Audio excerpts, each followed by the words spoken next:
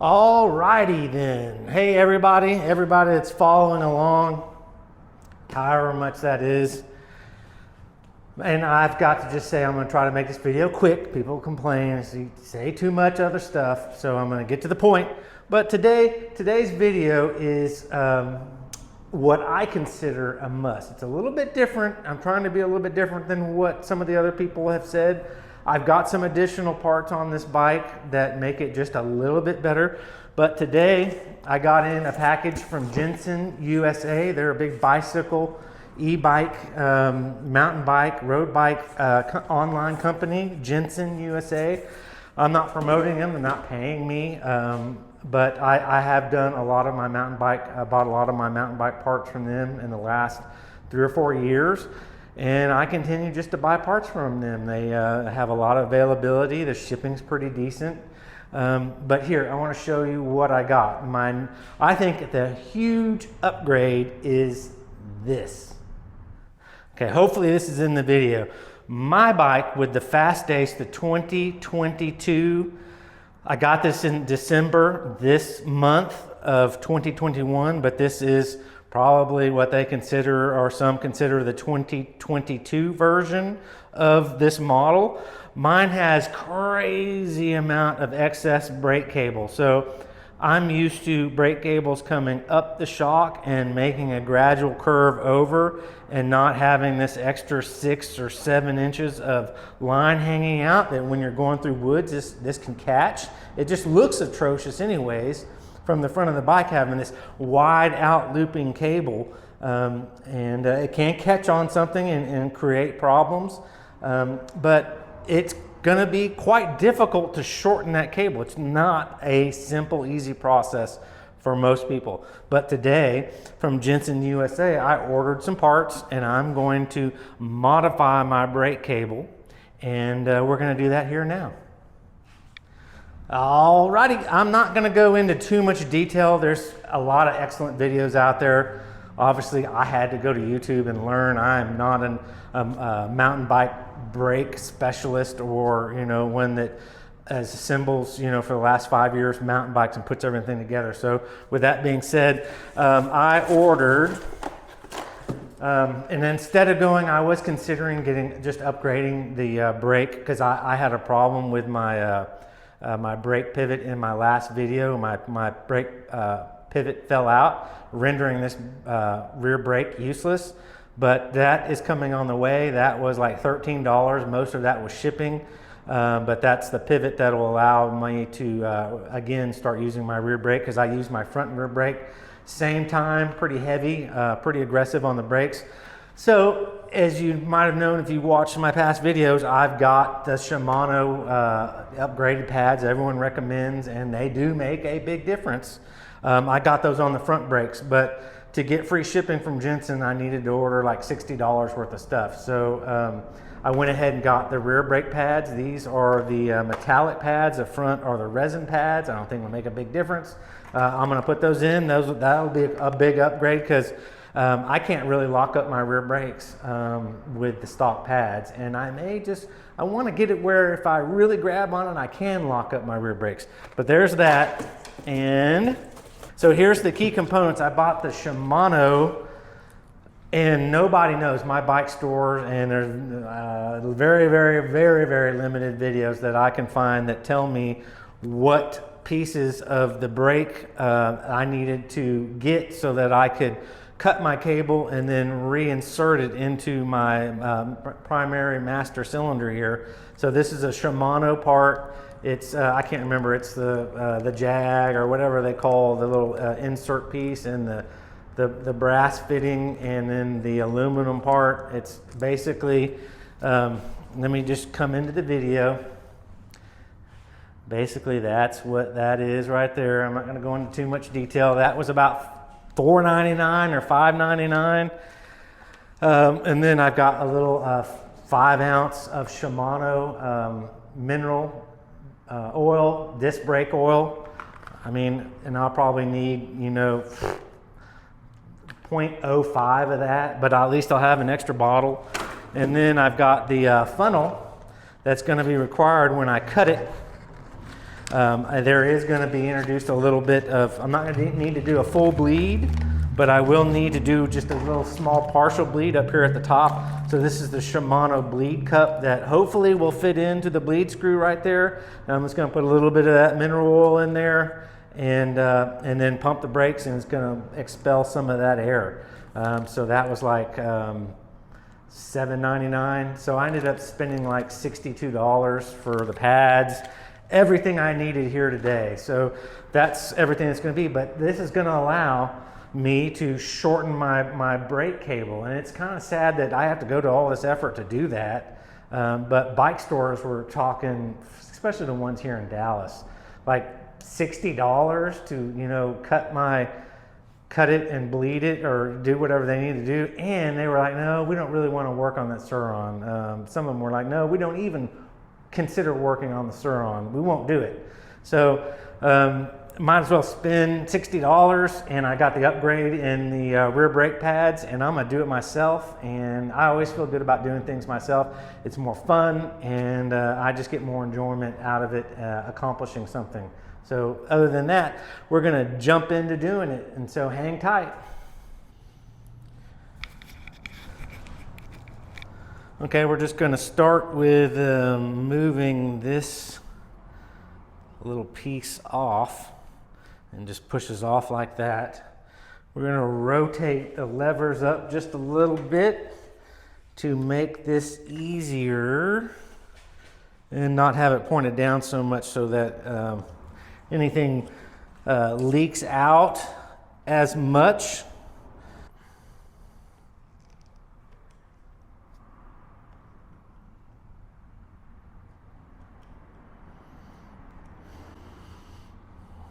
All right, now we're going to get a wrench to remove this. Righty-tighty, lefty-loosey. So down, just hold the lever. Holy hell, was that tight. I mean, woo, I thought I was going to break that off. That sucked. I don't know why it was on there so tight. I had to really clamp down on my brake so that it wouldn't turn even though I was holding it.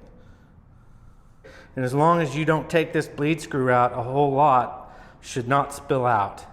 There might be a little bit, so you might want to have a rag handy, or you can place the rag down on the tire just to protect the brake if a little bit does come out. I think that's always a good idea. Okay, simple enough. I know that they call this the olive. This is the replacement olive. And we're gonna go ahead and pull this off. If I ever decide to go to taller bars, I will have to probably get a new brake line. But I think that looks good right there. Cutters like this right here, which would do it. It's not going to be as good as a cutter as I want, and it's fine. So I thought of what cutters do I have, and I have some dog nail cutters that are stainless steel and will do a really precision cut as long as I can get them over that. And this should cut this just fine. Easy enough. Look at that. Oh, a little bit dripped out. Oh, shit. Of course, I dripped some down. Didn't get it on my brake rotor, but I got it on the fork. Should have held that up. Okay. So make sure that is all good. Good enough. And I didn't get the little yellow pieces of plastic that will clamp onto this hose and that you would use vice grips.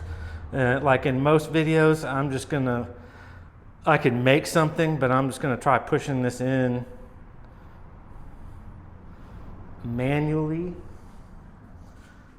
Okay, this is actually pretty hard to insert, so that having that little those little yellow blocks to put, I used a pair of pliers, but used a piece of really thin wood to keep it where I didn't cringe it too much where it would crush the cable, and then I hammered that down into it. But you will definitely have to tap that in to get that down. It's actually pretty tight. So now we'll insert our opposite. There we go.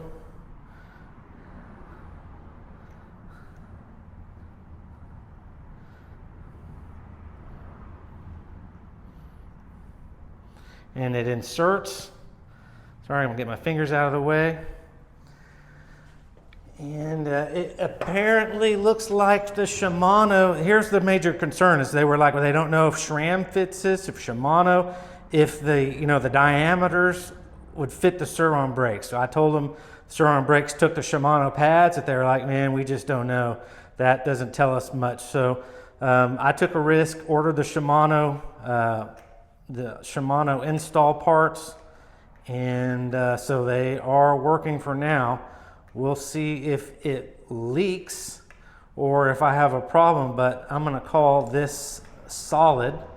So we're gonna tighten this up until it gets pretty tough, because we're gonna crush that brass olive and finish the seal on the disc brakes, and then this will all be good to go.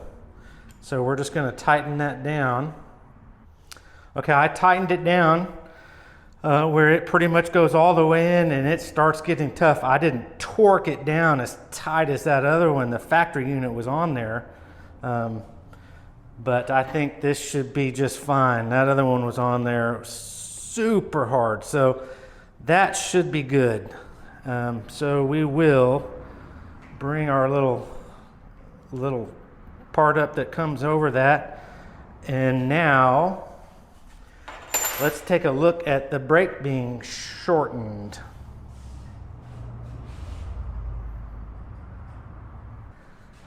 All right, so here is the cable now, and I could probably get something, locate something or come up with something that will, where I can secure this in a spot right here,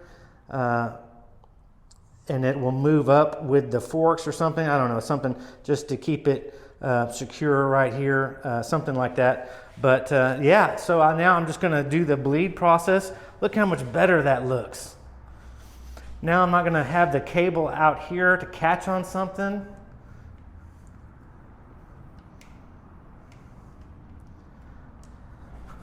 Looks good.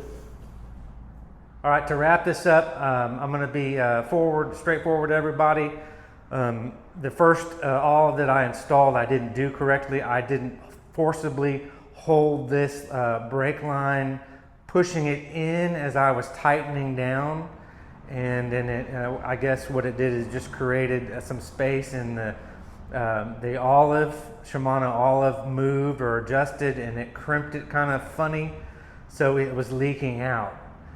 So I had to get another olive from a local bike store and install that again and make sure I was putting much pressure on this as I was tightening down, and I tightened it down a little bit more just to make sure that it was seated correctly. But with that said, now we're going to fix my problem that I ran into with my pivot falling out. And this is the pivot I got from online from the link that I included in the last video. There's the grub screw that goes in to the little hole right there that holds this pin locked in place. Okay, then with your grub screw that you had to buy again because your other one backed out, you want to use your red Loctite, and you're going to pretty much want to just coat this in red Loctite. That's probably just a little bit too much, but... And then we will insert that back into its home. And we'll want to tighten that up, make sure this is pressed down. Tighten this up fairly well. Even though this is a pretty small Allen wrench and it flexes quite a bit, we'll want to make sure that's plenty tight. And then that will dry, and then we should be good now with my rear brake working. All right, here's the rear Shimano brake pads installed in the rear caliper. Pretty easy install. Just remove that little retainer clip, so simple, and then unscrew the retainer bolt. Put the little included Shimano pad spreader into the pads. Look at your left and right, seat them together, and then slip them down onto your brake pad kind of as a unit, and then put your bolt back in and your little E-clip back on the back side, and you should be good to go. But should be improved braking for the rear. I'll follow up in another video and confirm. But other than that, that's the install process. Is really cool with the front brake line. That now I have that done. And thanks for tuning in as usual. Appreciate everybody. Have fun with your Sur Ron, and have a good New Year's. All right, bye-bye.